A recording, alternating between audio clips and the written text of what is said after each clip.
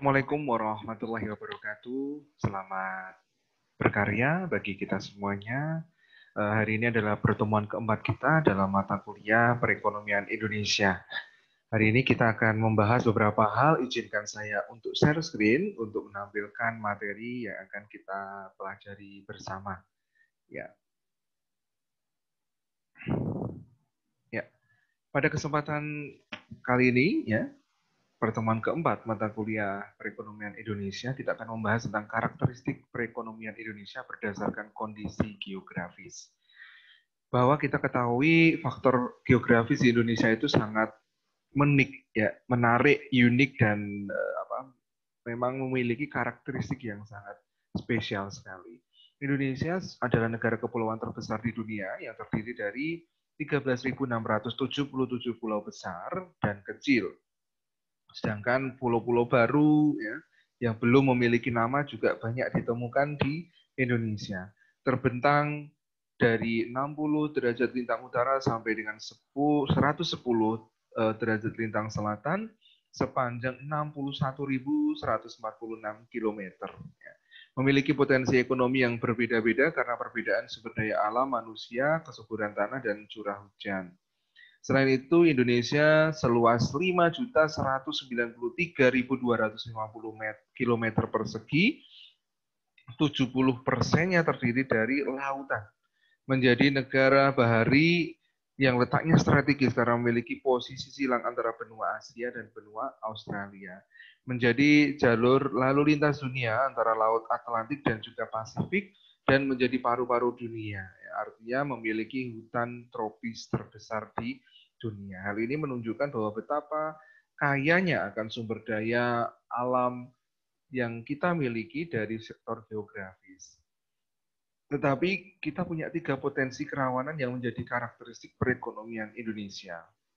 Kerawanan pertama adalah kesenjangan, terutama kesenjangan yang terjadi di antar pulau. Hal ini terutama sebagai akibat dari pengaruh faktor geografis. Kita sama-sama ketahui ya, yang namanya pulau di Jawa itu memiliki karakteristik yang lebih luas, yang karakteristik yang lebih berkembang maju dibandingkan pulau-pulau lainnya. Berikutnya adalah potensi rawan kemiskinan. Karena kemiskinan itu banyak terjadi di pedesaan, terutama sebagai akibat pengaruh faktor demografi dan faktor budaya. Ya, jadi kalau kita juga bisa melihat bahwa umumnya memang banyak sekali kemiskinan itu di pedesaan, tetapi ya bukan sepenuhnya itu menjadi pembenaran, tetapi memang sebagian besar umumnya ya. Tetapi justru juga ada di perkotaan yang memang memiliki tingkat kemiskinan yang tinggi pula ya, karena memang dari faktor geografisnya cukup tidak mendukung dari sektor di perkotaan. Berikutnya adalah potensi rawan perpecahan, terutama adalah perpecahan antar suku, antar golongan politik. Hal ini terutama sebagai akibat dari pengaruh faktor sosial politik. Ya. Jadi memang kerawanan yang terjadi di Indonesia juga ditakutkan adalah dari hal perpecahan, ya. Perpecahan dari sisi kehidupan masyarakatnya, elit politiknya, dan ini memang kita sering alami ya, sebetulnya tidak hanya di masa saat ini, tetapi di masa-masa kemarin.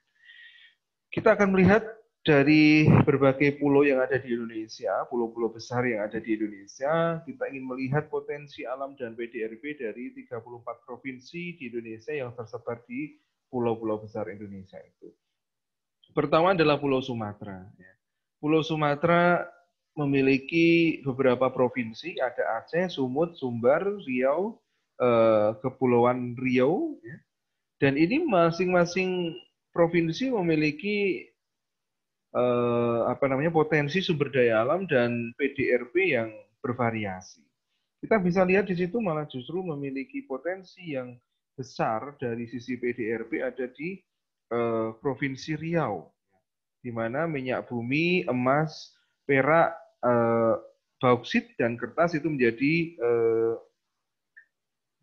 komoditas utama dari penyumbang PDRB di Provinsi Riau. Sedangkan yang paling kecil ada di Provinsi Aceh. Kalau Aceh Dalus, Provinsi Aceh itu sendiri karena memang kondisi Aceh pada masa sebelum reformasi dan juga pada sampai saat ini juga masih belum stabil ya. Karena masih dulu ada gerakan Aceh Merdeka dan lain sebagainya. Berikutnya adalah masih di Sumatera, ada Provinsi Jambi, Sumsel, Bangka Belitung, Bengkulu, dan Lampung ya. Ternyata dibandingkan Aceh malah justru Bengkulu yang memiliki PDRB yang lebih kecil dibandingkan Aceh. Tadi Aceh kalau kita bisa kembali lihat bahwa Aceh memiliki PDRB 428,63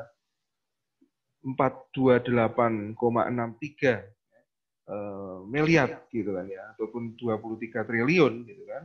Nah, tapi kalau di Bengkulu hanya 18.368,80 miliar. Artinya apa? Artinya ya memang di Bengkulu ini padahal memiliki sumbangan dari sektor sumber daya alamnya, dari emas, perak, batu bara, industri konstruksinya juga cukup besar ya, tetapi nyatanya memang belum mampu menyumbang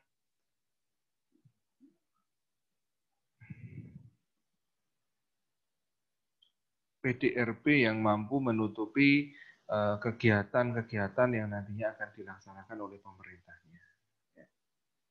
Kita akan kembali lagi.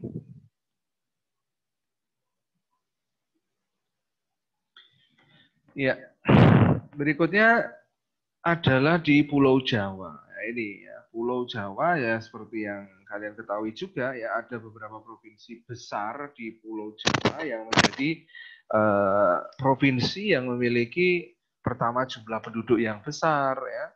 Jadi hampir 60%, bahkan lebih dari penduduk di Indonesia itu tersebar di Pulau Jawa.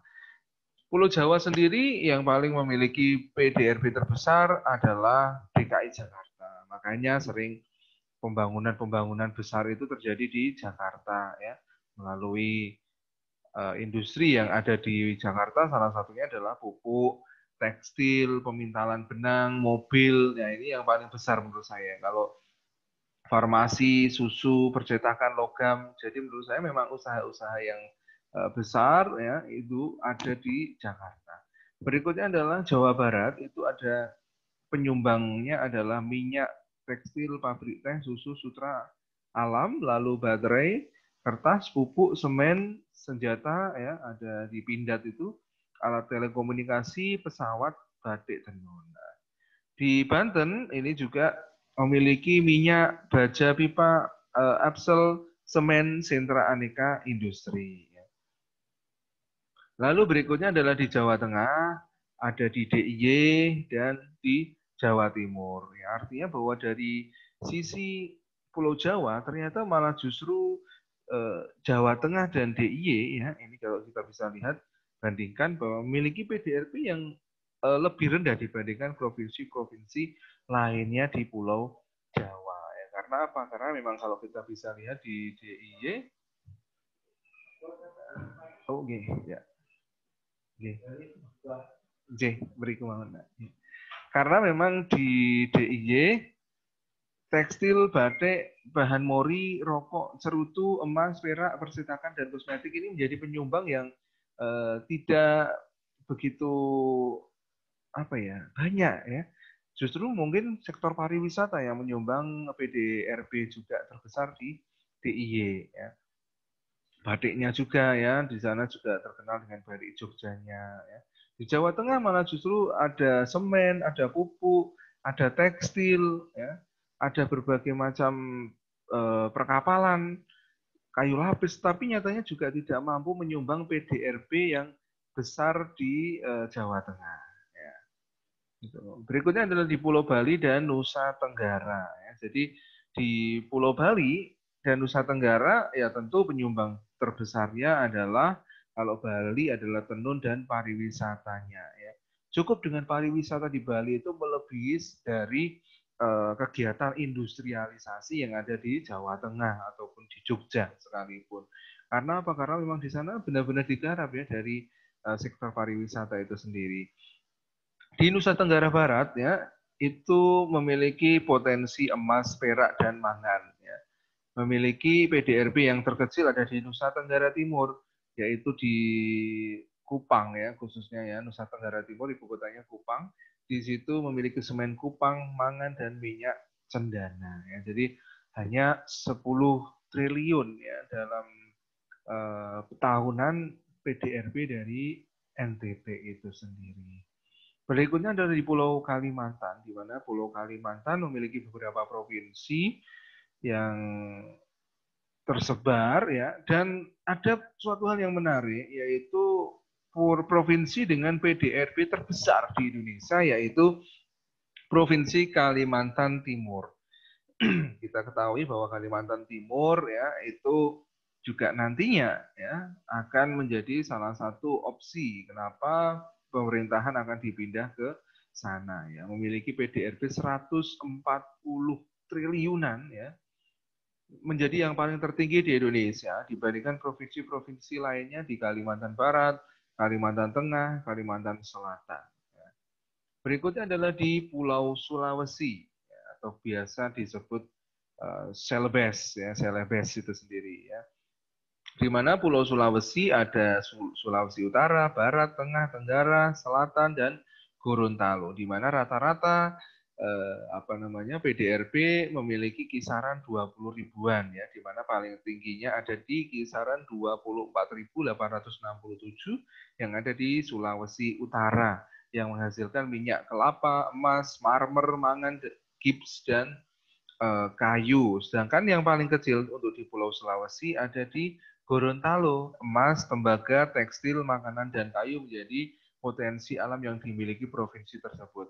Hal ini terjadi memang karena Gorontalo sendiri juga merupakan salah satu provinsi baru yang ada di Sulawesi. Berikutnya adalah Pulau Maluku dan Papua. Nah, ini kita bisa lihat bahwa Pulau Maluku sendiri memiliki PDRB yang kecil, yaitu 13 triliunan, ya, yaitu dengan sumbangan potensi alamnya adalah emas, minyak bumi, dan minyak kayu putih. Lalu di Maluku Utara lebih besar sedikit ya, ada sama dengan Maluku yaitu minyak kayu putih, minyak bumi, nikel, dan ditambah dengan asbes. Berikutnya yang paling tinggi juga malah justru terdapat di Papua ya. Penyumbang terbesarnya tidak lain tidak bukan adalah dari sektor tambang ya, tambang minyak bumi, lalu kayu gelondong, lapis, emas, perak, aluminium, asbes, dan tembaga. Ya, ini kenapa Papua memiliki potensi alam yang luar biasa dan memiliki PDRB yang luar biasa. Bahkan Papua sendiri akan membantu seperti halnya di Jakarta, kalau kalian anak Jakarta bisa kuliah di universitas negeri katakanlah, itu kan dapat bantuan. Dan di Papua juga sama, mereka akan memberikan bantuan yang cukup besar juga bagi mahasiswa-mahasiswa yang mampu berkuliah dan bahkan bisa memasuki universitas negeri di Indonesia. Berikutnya adalah pengaruh letak geografis Indonesia terhadap ekonomi. Ya. Jadi berdasarkan kondisinya, benua dan samudera yang memiliki karakteristik iklim yang berlainan secara periodik mempengaruhi keadaan cuaca dan iklim di Indonesia yang terletak di garis khatulistiwa. Jadi memang kita memiliki dua iklim ya, yaitu iklim penghujan dan kemarau ya, itu saja ya, karena memang kita termasuk di negara tropis. Berikutnya adalah letak ekonomis. Letak suatu negara ditinjau dari jalur dan kehidupan ekonomi negara terhadap negara lain ya. Jadi letak ekonomis Indonesia itu sangat baik, terletak di benua Asia dan Australia antara itu ya, ditambah dengan beberapa tempat di sekitar Indonesia yang merupakan pusat lalu lintas perdagangan, misalnya Kuala Lumpur dan Singapura. Ya, tentu kita harus bisa memanfaatkan ini.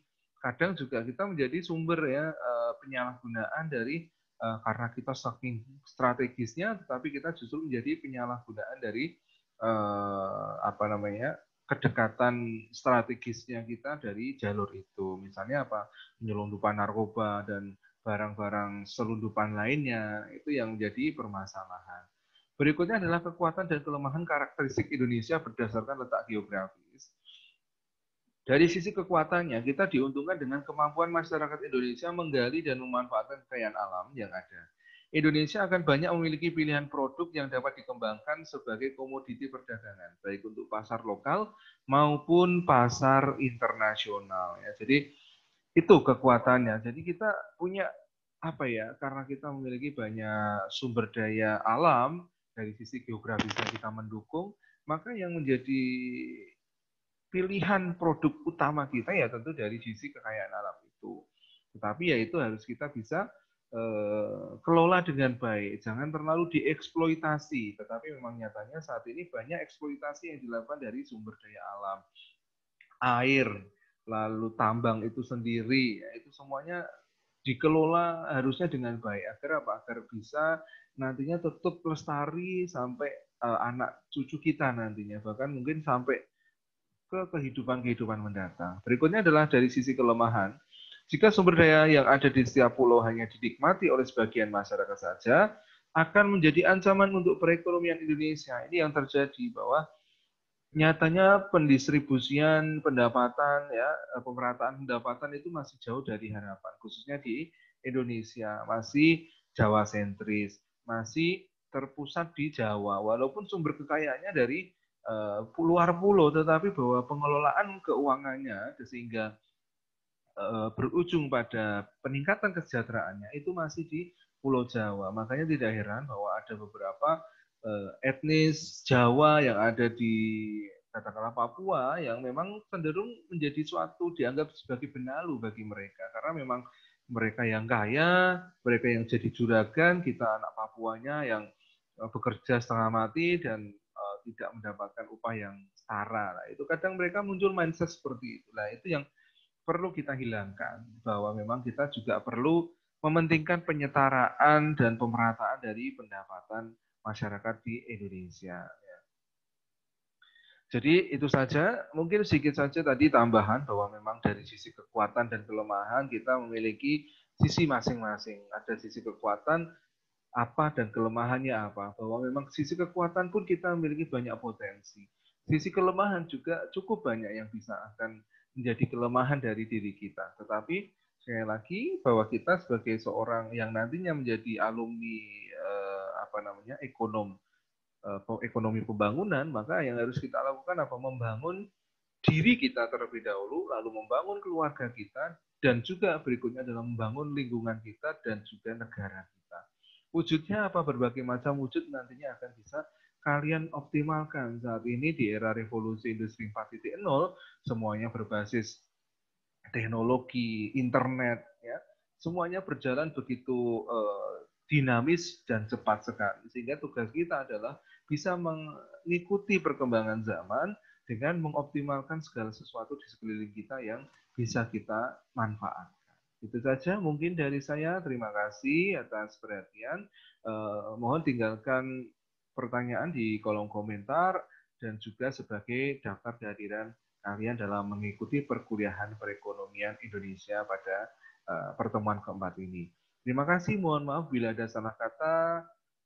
Kita akhiri. Wassalamualaikum warahmatullahi wabarakatuh. Selamat berkarya, tetap mematuhi protokol kesehatan, dan apabila terpaksa untuk keluar rumah, tetap menggunakan masker, cuci tangan, dan juga tetap social distancing-nya tetap dijaga. Itu saja mungkin dari saya. Terima kasih, stay healthy, dan selamat berkarya.